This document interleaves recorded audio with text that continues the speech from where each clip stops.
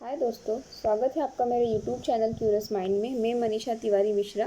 आज हम देखेंगे कुछ क्वेश्चंस जो हम प्रीवियस टॉपिक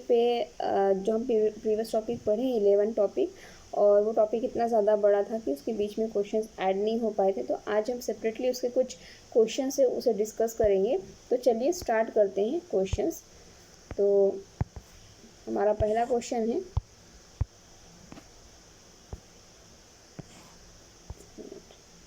हमारा फर्स्ट क्वेश्चन है, भारत का वर्णन करने के लिए विविधता में एकता मुहावरे का निर्माण किसने किया था? यूनिटी इन डाइवर्सिटी, ये किसने कहा था? राजेंद्र प्रसाद, जवाहरलाल नेहरू, बी आर अम्बेडकर या एम के गांधी, मोहनदास करमचंद गांधी, इन्होंने कहा था।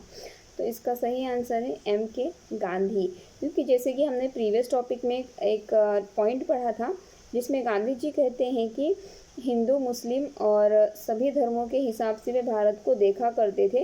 तो उसी हिसाब से वे भारत को विविधता में एकता इस मुहावरे को उन्होंने दिया था भारत के लिए। नेक्स्ट पॉइंट की तरफ बढ़ेंगे। क्वेश्चन नंबर सेकेंड, दक्षिण भारत में नमक सत्याग्रह के एक वयोवृद्ध राष्ट्रपति नेता निम्नलिखित में से कौन थे? ठीक है, साउथ इंडिया की बात हो रही है, दक्षिण भारत की है। दक्षिण भारत में जब सॉल्ट सत्याग्रह हुआ था, नमक सत्याग्रह हुआ था, तो वहाँ पे एक वयोवृद्ध राष्ट्र नेता थे। तो वे कौन थे? सरदार वल्लभ भाई पटेल, सी राजगोपालचारी, पोटी श्री रामुलु या महात्मा गांधी। महात्मा गांधी गुजरात से गए थे दांडी तक। महात्मा गांधी तो नहीं थे। और पोटी श्रीमालू, इन्होंने तो आंध्र प्रदेश की कुछ डिमांड की थी। सरदार वल्लभ भाई पटेल भी नहीं थे। श्री गोपालाचारी ये थे दक्षिण भारत में नमक सत्याग्रह में। नेक्स्ट पॉइंट की तरफ बढ़ेंगे। थर्ड क्वेश्चन है आपका, ब्रिटिश सरकार ने 1927 में भारत में अपनी अगुवाई में साइमन कमीशन भेजा, जिसका विरोध किया गया क्योंकि, यानी ब्रिटिश को एक साइमन कमीशन भेजा गया था 1927 में। उसका विरोध भारतीय लोग क्यों कर रहे थे? उसका रीज़न क्या था? इस आयोग में अंग्रेजों की अपेक्षा भारतीय प्रतिनिधियों की संख्या के बराबर थी, यानी कि जो भारतीय थे वे भी अंग्रेजों के बराबर ही थे वहाँ पे सम्मिलित। क्या ये था? या फिर इसमें कोई भी भारतीय महिला प्रतिनिधि नहीं थी, यानी विरोध इसलिए हो रहा था क्योंकि यहाँ पर कोई भी महिला प्रतिनिधि नहीं थी इस वजह से। या फिर इसमें केवल अंग्रेजी पढ़े लिखे लोग थे, यानी जो लोग इंग्लिश में पढ़े हुए थे सिर्फ उन्हीं लोगों को यहाँ पे प्रतिनिधि के तौर पे सिलेक्ट किया गया था। या फिर चौथा, इस आयोग में कोई भारतीय प्रतिनिधि नहीं था। तो इसका सही आंसर यही है, क्योंकि यहाँ पर विरोध इसीलिए हो रहा था क्योंकि ये भारत के लिए एक कमीशन बनाया गया था।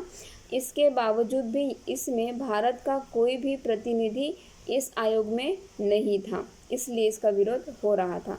नेक्स्ट पॉइंट की तरफ बढ़ेंगे।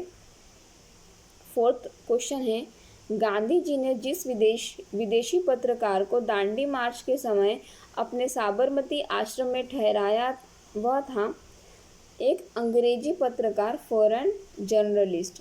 ठीक है, गांधी जी ने इन्हें दांडी मार्च के लिए बुलाए थे और इसे वहाँ पर अपने आश्रम में, साबरमती आश्रम में रखे थे।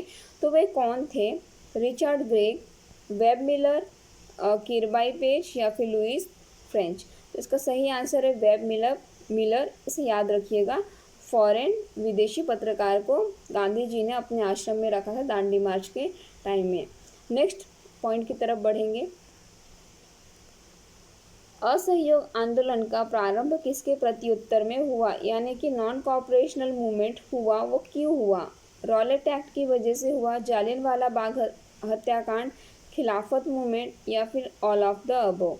तो नॉन कॉपरेशनल मूवमेंट जो था ये पूरे बहुत सारे मूवमेंट्स होने की वजह से हुआ था, जैसे कि रॉलेट एक्ट की वजह से हुआ था, जालियनवाला बाग हत्याकांड के विद्रोह में भी हुआ था और खिलाफत मूवमेंट के विद्रोह में हुआ था। इसलिए आपका all of the above answer सही है। नेक्स्ट पॉइंट की तरफ बढ़ेंगे। सिक्स्थ आंसर है आपका, अंग्रेजों की बाटों और राज करो की नीति का सबसे बड़ा प्रमाण था। यानी कि जो ब्रिटिश थे उनकी एक पॉलिसी थी डिवाइड एंड रूल, यानी कि बांटो और उसमें राज्य करो। ये सबसे अच्छा जो एग्जाम्पल इन्होंने दिया था वो किस किस हिसाब से दिया था? पार्टीशन ऑफ बंगाल, बंगाल का विभाजन करने के बाद। Vernacular press act, vernacular press act के बारे में हमने इसके पहले की वीडियो में देखे थे कि वर्नाकुलर प्रेस एक्ट में किसी भी इंडियंस को अब गवर्नमेंट के विरोध में बोलने का कोई हक नहीं था, अपने ओपिनियंस देने का कोई हक नहीं था।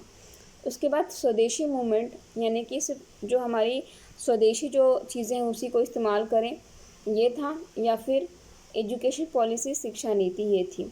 तो इसका बांटो राज करो, तो बांट तो ये बंगाल को ही रहे हैं और इसे बांटने के बाद इन्होंने बहुत राज किया हमारे देश में। तो पार्टीशन ऑफ बंगाल इसका सही आंसर है। नेक्स्ट क्वेश्चन की तरफ बढ़ेंगे। 7th क्वेश्चन है, ब्रिटिश संसद ने साइमन आयोग को किसके पुनर्निरीक्षण के लिए भेजा था?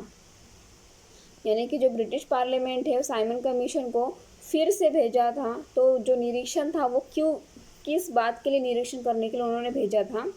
प्रोग्रेस ऑफ इंग्लिश एजुकेशन, अंग्रेजी शिक्षा की प्रगति के लिए।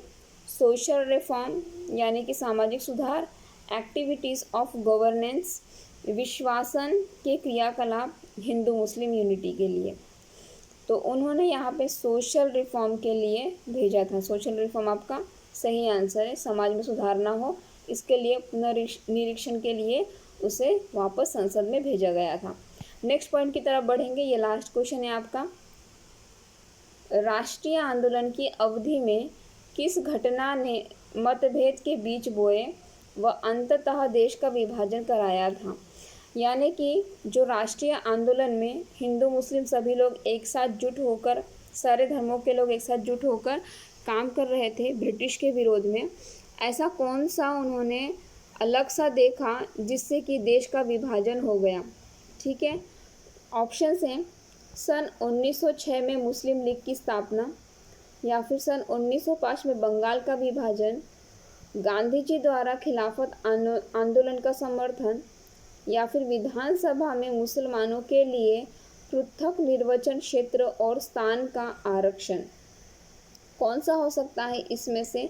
देखिए 1906 की जो लीग स्थापना है वो तो नहीं है, बंगाल विभाजन भी नहीं है, और उसके बाद जो गांधी जी द्वारा खिलाफत वो तो बिल्कुल नहीं है क्योंकि उससे और लोग एक हुए थे, और बंगाल विभाजन से तो लोगों में विद्रोह खूब मच गया था।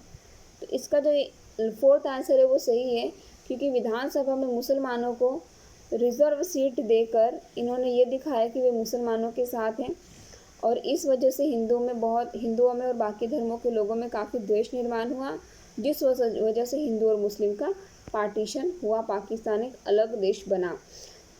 तो वीडियो अच्छा लगा हो तो लाइक शेयर और सब्सक्राइब करिए, and thank you for watching this video. और नेक्स्ट वीडियो भी आते रहेंगे, उसके लिए सब्सक्राइब करिए नोटिफिकेशंस के लिए। Thank you for watching this video.